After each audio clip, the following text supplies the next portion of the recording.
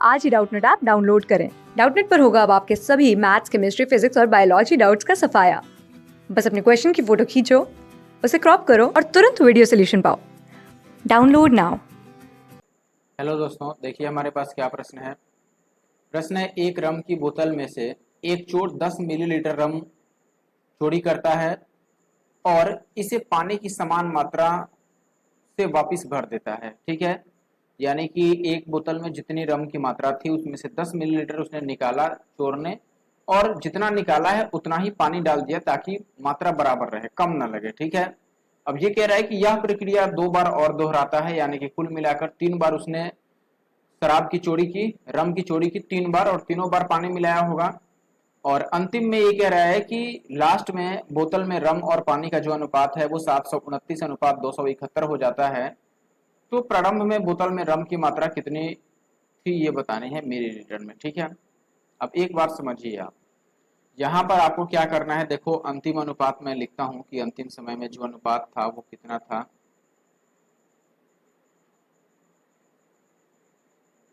देखिए, अंतिम समय में जो अनुपात है वो है 729 और 271 का। 729 क्या है, इसमें रम है। तो देखिए, रम और पानी का जो अनुपात है लास्ट में वो है 729 और अनुपात 271 का। अब यहां से अगर मैं यही अनुपात लिखूं, देखो कुल के साथ, यानी कि प्रारंभ में यहां पर मैं लिख रहा हूं कुल मात्रा और अनुपात केवल रम के साथ। ठीक है, तो आप बोले कि देखिए भाई, कुल मात्रा तो इन दोनों को जोड़ने पर पता चलेगी कि इन दोनों को मिलाकर कुल मात्रा कितनी है। जोड़ लो, 729 और प्लस 271 जोड़ोगे तो ये 1000 आ जाएगा। 1000 मिलीलीटर, यानी कि कुल मात्रा तो 1000 है, जिसमें से रम कितना बचा है तो आप बोलेंगे 729 रम बचा है। ठीक है, ये मात्रा है। और देखो, जो परिवर्तन हुआ है वो कितना हुआ है, परिवर्तन को हम n लिखते हैं, तो परिवर्तन कितनी बार किया गया था इसमें, 3 बार। 3 बार उसने चुराया है ना, तो n का मान 3 हो गया।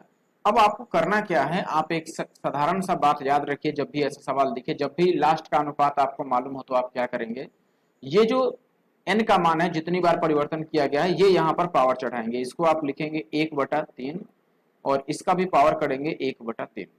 अब बताओ, 1000 जो है ये 10 का क्यूब है, तो 10 का पावर 3 लिख देंगे, और ऐसे ही 729 9 का क्यूब होता है तो इसको 9 का पावर 3 कर देंगे और 1/3। अब ये 3 तो दोनों जगह से कट जाएगा, तो जो अनुपात आ गया ये 10:9 आ गया। इसमें से 10 क्या है, तो आप बोलेंगे 10 तो कुल मात्रा है और रम की मात्रा कितनी है उसमें से 9, और ये एक बार परिवर्तन के बाद हुआ है। ठीक है, ये जो अनुपात हुआ है आया है, ये आपको याद रखना है कि पहली बार जो परिवर्तन किया गया है, पहली बार चोरी के बाद, पहली बार की गई चोरी के बाद का ये सिचुएशन है। ठीक है, यानी कि सबसे पहले यदि रम की मात्रा 10 थी तो एक बार चोरी करने के बाद उसकी मात्रा कितनी हो गई, 9 हो गई। बात समझिएगा, कुल मात्रा का मतलब क्या, शुरू में जितना मात्रा था वो 10 था यदि, तो पहली बार जो चोरी हुई उसके बाद मात्रा 9 रह गया, तो बताओ कितना निकल गया रम, तो आप बोलेंगे 1 इकाई निकल गया। लेकिन सवाल में चोर ने कितना निकाला था, 10 मिलीलीटर, तो हम कहेंगे कि एक का मान जो है ये 10 ml के बराबर है, 10 मिलीलीटर के बराबर है। और हमें बताना है कि शुरू में कुल मात्रा कितनी थी, तो आप यहाँ पर देख रहे हैं शुरू में कुल मात्रा जो है ये 10 इकाई है, तो यदि एक इकाई का मान 10 ml है तो 10 इकाई का मान कितना होगा, 10 को 10 से गुना कर दो 100, यानी कि शुरू में मात्रा कितनी थी, 100 ml थी। तो जो पहला विकल्प है ये सही उत्तर है। क्लास 6 से 12 से लेके नीट, IIT, JEE मेंस और एडवांस के लेवल तक 10 मिलियन से ज्यादा स्टूडेंट्स का भरोसा। आज ही डाउनलोड करें डाउटनेट ऐप या व्हाट्सएप कीजिए अपने डाउट्स 8400 400 400 पर।